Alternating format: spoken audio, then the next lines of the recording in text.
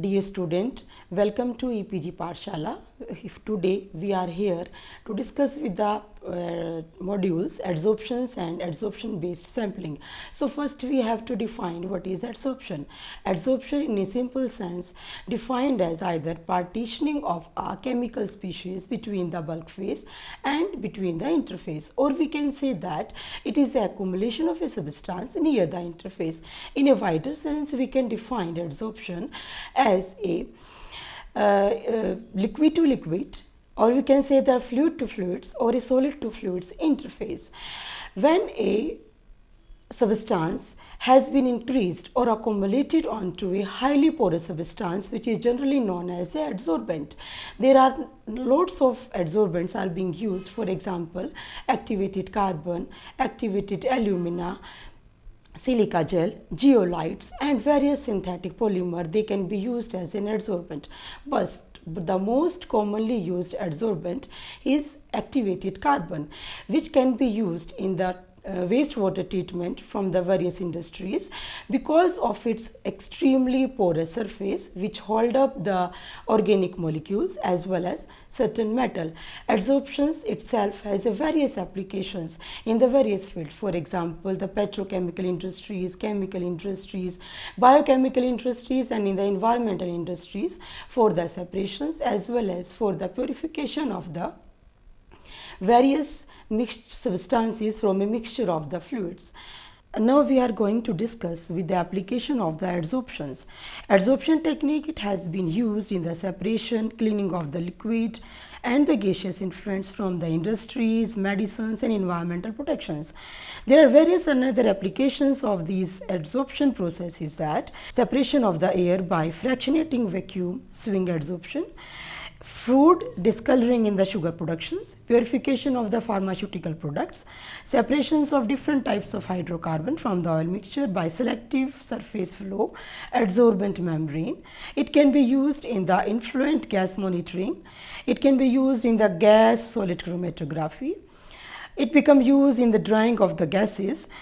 It used in the catalytic processes, in the chemicals reactions, treatment of the industrial off gases, decrease of the NOx emissions from the vehicular exhaust, removal of the odorous substances from the landfill gases, and it become used in the recovery of the solvent vapors and the volatile organic compounds. Now we are going to discuss what is the mechanism of the adsorptions. Adsorptions, they occur mainly in the three steps. First, the contaminant, they can be diffused from the gas stream to the surface of the adsorptions as shown in the figure. Then the molecule of the contaminant in the second step, they migrate from the external surface to the macropores and the micropores. And in the third step, that is the final step, the molecules adhere to the pore surface. That it means we can say that the physical bonding between the molecules and the adsorbent surface. Now comes to the different adsorption forces. The process of adsorptions, it can be classified basically into the two kinds of categories depending upon the type of attractions. First one is physical or second one is chemical. First one is the physical adsorptions. Physical adsorptions, when the force of attraction between the adsorbate and the adsorbent are the weak van der Waals forces, then it is called as a physicoadsorption. These are the weak bonding which does not involving a sharing and transfer of the electron. It is an exothermic process where heat of adsorption is higher than the heat of vaporization of the adsorbed material. Multiple molecular layer can be formed in the process. These forces are present in all the state of matter, that may be the gases, that may be the liquid or maybe the solid. Second one is the chemical or the chemoadsorption process. When the force of attractions between the adsorbate and the adsorbent are the chemical bond, then it is called as the chemoadsorptions.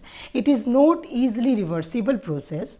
The oxidation of SO2 to SO3 on the activated carbon is an example of this process.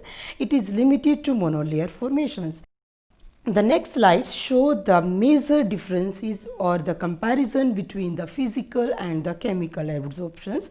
These are the parameter, that is the temperature, pressure, nature of the adsorbent, adsorbate recovery, desorption, surface area, energetic and kinetic and the enthalpy.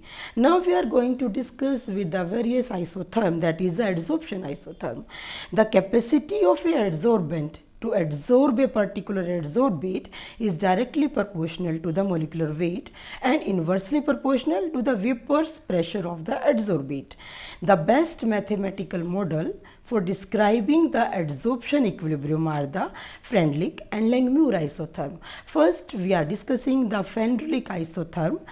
Freundlich in 1909 given empirical equations known as the Freundlich adsorption isotherm, which representing the isothermal variation of the adsorptions of quantity of the gas adsorbed on the unit mass of the solid adsorbent with the pressures.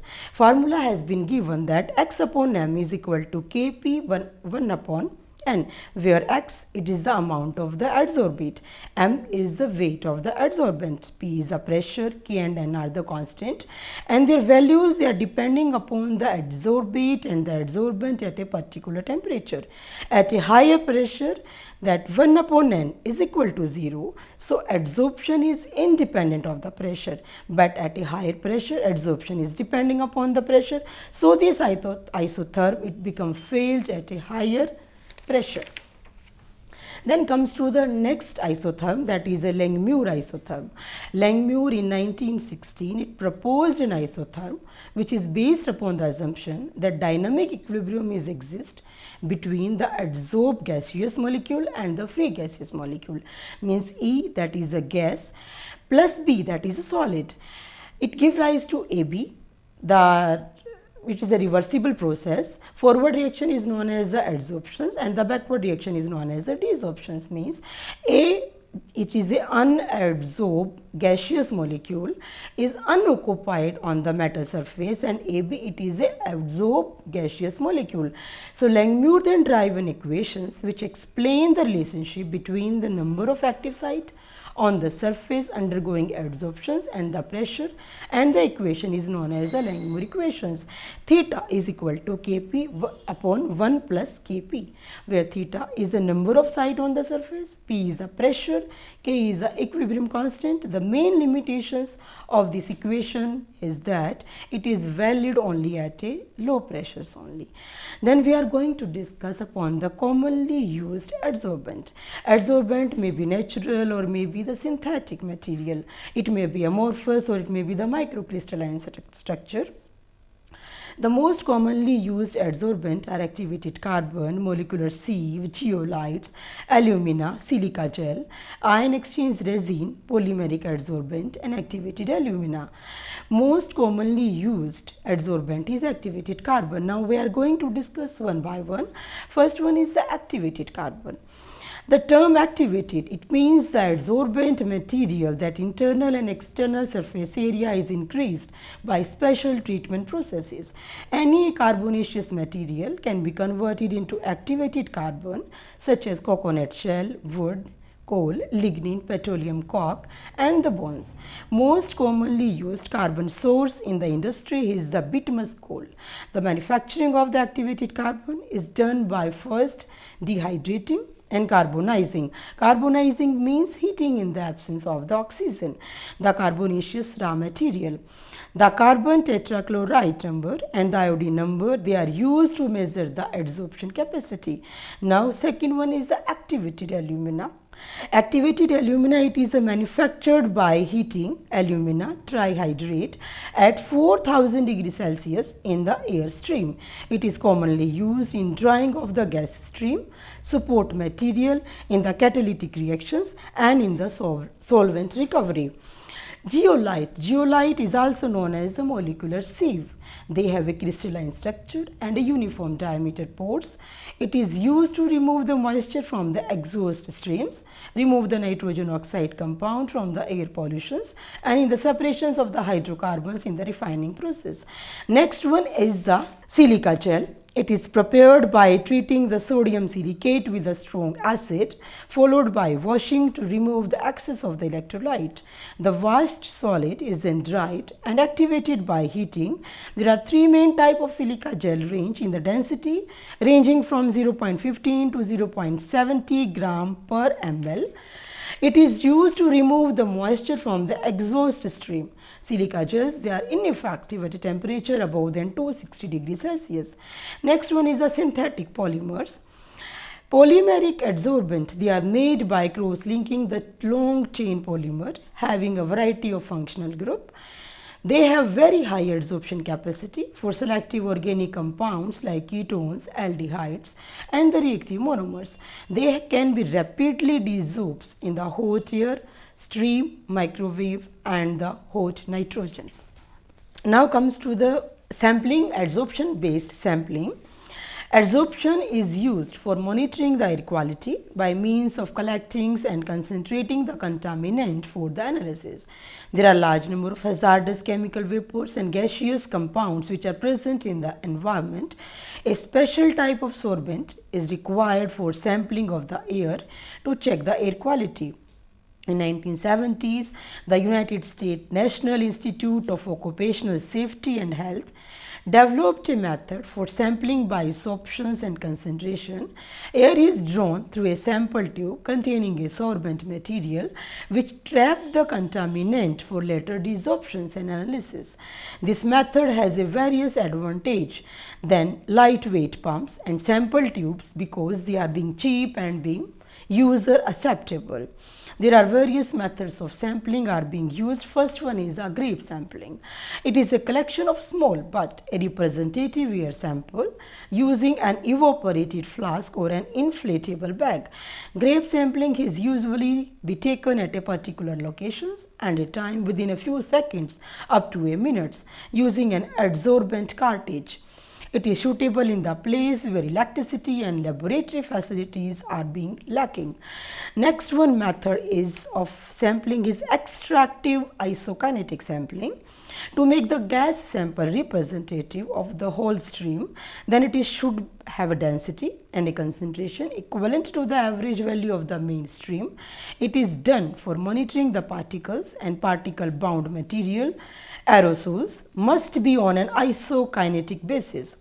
It means that the removal of sample gas from the flow of waste gas must be at the same speed as the flow of waste gas at the measurement point to avoid the sedimentations when taking the sample.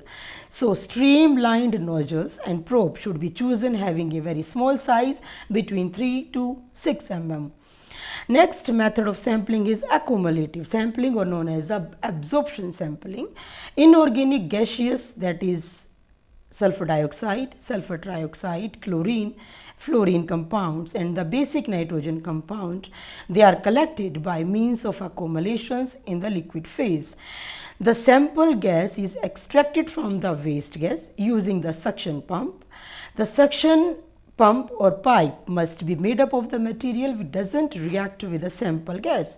After sampling the absorption solutions, they can be analyzed in the laboratory using the various methods such as titrations, ion exchange chromatography, potentiometric titrations, analysis with ion, photometric determinations. The concentration of the pollutant can be measured by gravimetric method, in which the weight of the filter in the case of high volume sampler before and after a known volume of air has been sampled. The concentration of the particulate pollutant is measured in microgram per cubic. Another analytical technique which are being used are colorimetry, conductometry, chemoluminescence, flame ionizations, gas chromatography and IR. The next comes to the different type of sorbent which are being used in the air sampling. Chemical reagent imprinted onto the solid support will collect 100% of the passing contaminant until saturations occur. Most commonly used adsorbent is active carbon, which is derived from the varieties of source material like wood, petroleum, nutshell, coal, silica gel, alumina, carbon, molecular sieve, zeolites, porous polymer like the chromosorb, porac, amberlites and tannex. A single sorbent is not be able to collect all the compounds. So, there is a need of characterizations and evaluation of the new sorbent. Next comes to the criteria or the method of selection of the suitable sorbent. There are basically three parameters on the basis of which the sorbent can be qualified or to be checked. The first parameter is the sorbent capacity. Capacity of a sorbent to collect the measurable quantity of the contaminant. It should collect a reasonable volume of air, which is at least 1 liter in amount. Second parameter is the desorption efficiency. It is the ability of a sorbent to tightly hold the adsorbed molecule during the sampling and release them during the analysis process. Next parameter is a sample storage stability. Analytically, facility is not available at the site of the collections. Sample has to be undergo to the another place by the mean of transport. Many sorbent surface catalyze the reactions on the surface such as breakdown, polymerizations, chemosorptions and any other chemicals reactions during which the sample result in the loss of the sample. So, selection of a good sorbent is done by primary screening by these three factors. Sampling of the polar organic molecule like ketones can be done on the Anasorb 747, but not on a coconut charcoal. The most common gaseous air pollutant like SOx, NOx, ozone, hydrogen sulfide, HCl, hydrocarbons and any other vapors, there are numerous methods available for their collections. The sampling methods which based upon adsorption techniques are discussed below. Then adsorptions on the solid, hydrocarbons and other higher boiling point pollutants, they are being adsorbed onto the surface of the solid such as activated carbon, activated alumina, activated silica gel. The rate of adsorptions is depending upon the surface area, concentration of the material to be adsorbed, temperature and the pressure. Low temperature and high concentration of material favor the rate of adsorption. The sample air is passed through the packed column containing the fine solid adsorbent. This column is maintained at a low temperature or at a room temperature in a dry ice bath for the better result. Next one is the adsorption of NOx.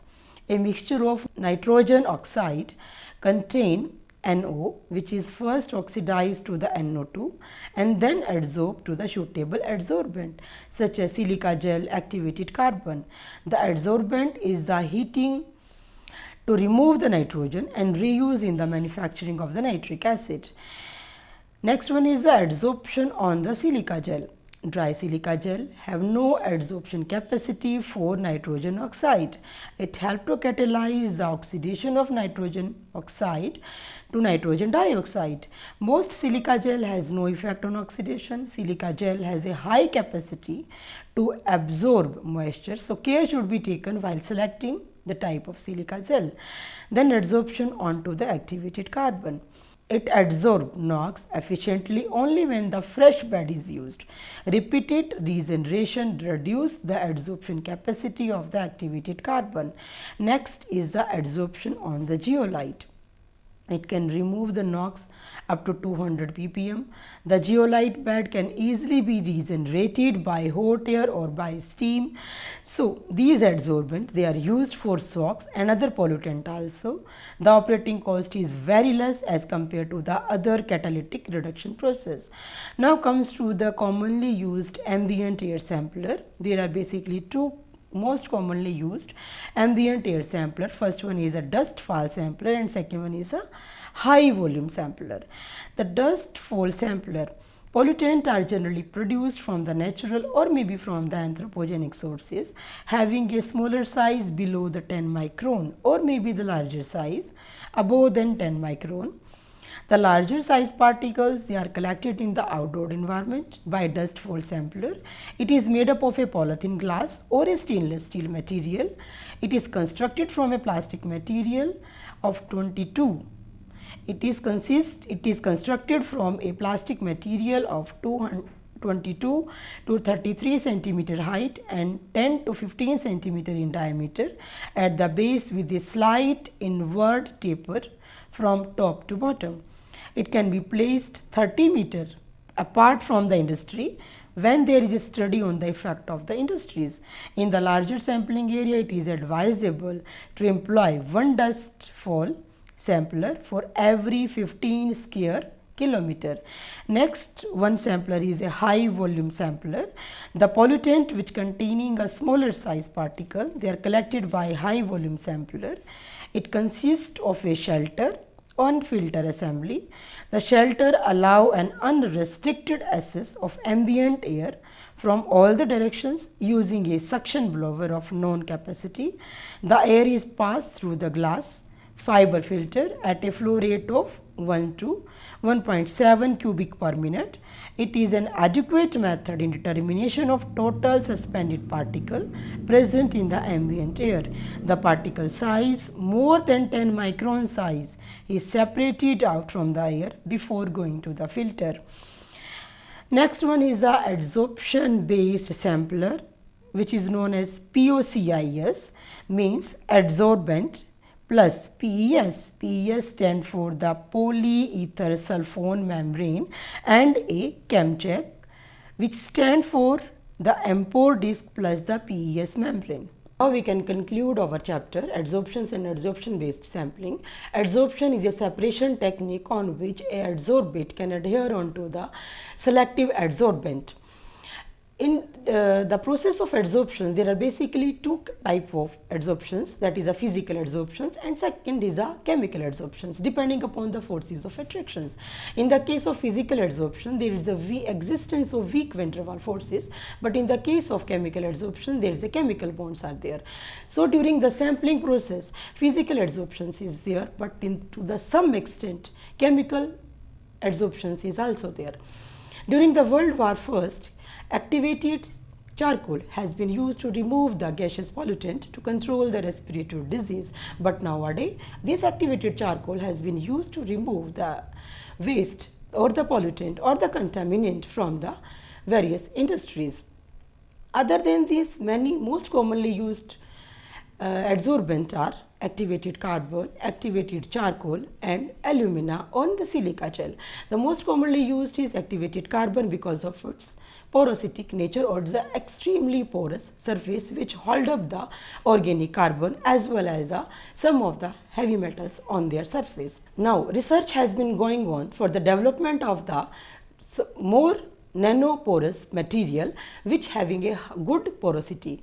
So this adsorbent based sampling is quite less costly as compared to the other sampling method. This various sampler, they can be used like a dust fall sampler, and the high volume sampler are being used for the sampling of these air pollutant.